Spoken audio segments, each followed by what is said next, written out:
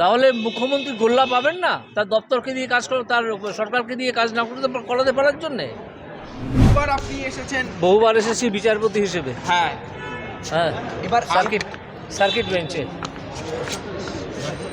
আজ প্রথম রাজনৈতিক দলের হয়ে আপনি ভাষণ দেবেন, কি ভাষণ দেবো কিনা জানি না, আগে মঞ্চে যাই, তারপর যে দায়িত্ব আমাকে দেওয়া হবে সেই দায়িত্ব পালন করবো। রাজ্যের আইন শৃঙ্খলা কি বলবেন? সাংঘাতিক খারাপ অবস্থা, এই রাজ্যে কোনো আইন শৃঙ্খলা নেই। পুলিশ দেখছেন সাধারণ মানুষকে কীভাবে হ্যারাস করছে, এবং সেটা ওপর মহলের নির্দেশে করছে। সাংবাদিকদের কীভাবে হ্যারাস করছে, সেটা ওপর মহলের নির্দেশে করছে। এটাকে কি আইন শৃঙ্খলা বলে? তারা মানুষের রোষ, সাধারণ মানুষের যে ক্ষোভ, সেটাকে সামলাতে পারছে না, সাংবাদিকরা সেটা তুলে ধরছেন, সাংবাদিকদের অ্যাটাক করছে। এটা চূড়ান্ত অগণতান্ত্রিক অবস্থা, এটা আর বেশি দিন চলতে পারে না। আমার কালকে একটা ইন্টারভিউতে জিজ্ঞেস করেছিলেন যে রাষ্ট্রপতি শাসনের 356-এর মতো পরিস্থিতি আছে কি না। আমি ক্লিয়ারলি বলেছি হ্যাঁ আছে, 356 করা দরকার। সন্দেশখালীতে কী হলো? মা বোনদের ওপর অত্যাচারের মুখ্যমন্ত্রী একদিনও যাননি, সেই এলাকার যিনি এমপি স্বাধীন তিনি একদিন যাননি, তাই তো? একদম তাই না? গান বাজনা করছিলেন।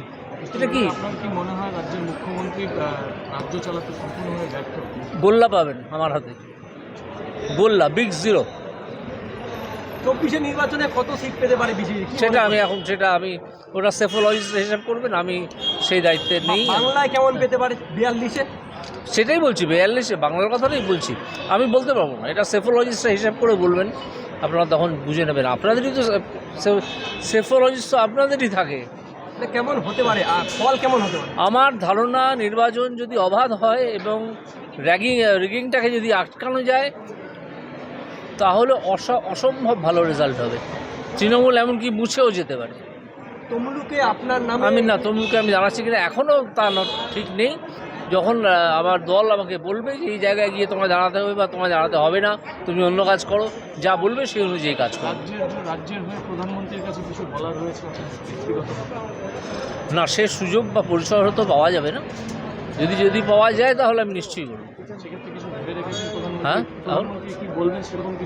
হ্যাঁ, মনে রেখেছি, কিন্তু সেটা তাকেই বলবো, যেহেতু এটা একটা 1:1 কমিউনিকেশন যদি হয়, যদি সম্ভব হয়, কি বল সম্ভব, তাই না? সেটা উত্তরবঙ্গ আগাগোড়ায় বঞ্চিত হচ্ছে বিভিন্ন দিক থেকে। হ্যাঁ, তো উত্তরবঙ্গকে নিয়ে কি আপনি বিশেষ কিছু ভাববেন? নিশ্চয়ই, উত্তরবঙ্গের অনেক উন্নয়নের বাকি আছে, অনেক। আশ্চর্যের কথা জানেন, আমি লাস্ট যখন সার্কিট বেঞ্চে এসেছিলাম, আমি দেখেছিলাম একটা এতে আমার কাছে একটা মামলা এলো, তাদের ওখানে কোনোদিন জল ছিল না। হ্যাঁ, শেবদুল্লা গ্রাম। আমি অর্ডার করে একেবারে বাধ্য করেছিলাম জল দিতে, এবং 30শে জানুয়ারির মধ্যে জল এসে গেছে সেখানে। কোর্টকে বাধ্য করতে হবে কেন? এটা তো প্রশাসনের কাজ।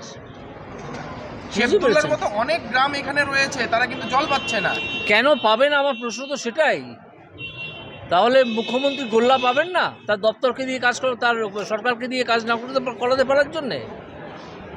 কোথায় তাহলে দাঁড়াচ্ছেন, কোথায় এখন অবধি প্রজেক্টেড সিট কোনটা? না, সেটা আগে আমার দল আমাকে বলুক, তখন বলুন। আজকে চলি। সন্দেশখালীতে শেখ শাহজাহানের ইডি যখন তলব করে, সিবিআই তলব করে, তার মানে কল রেকর্ডে অনেকের নাম উঠে এসেছে, কিন্তু তিনি সেই বিষয়গুলি এড়িয়ে যেতে চেয়েছেন। হ্যাঁ, সবাই এড়িয়ে যাবে, যারা অপরাধ করেছে তারা অপরাধ তো এড়িয়ে যাবে। কি বলেন শঙ্করবাবু, তাই না? দ্য সহজ পাঠ, সহজ কথা, সঠিক তথ্য।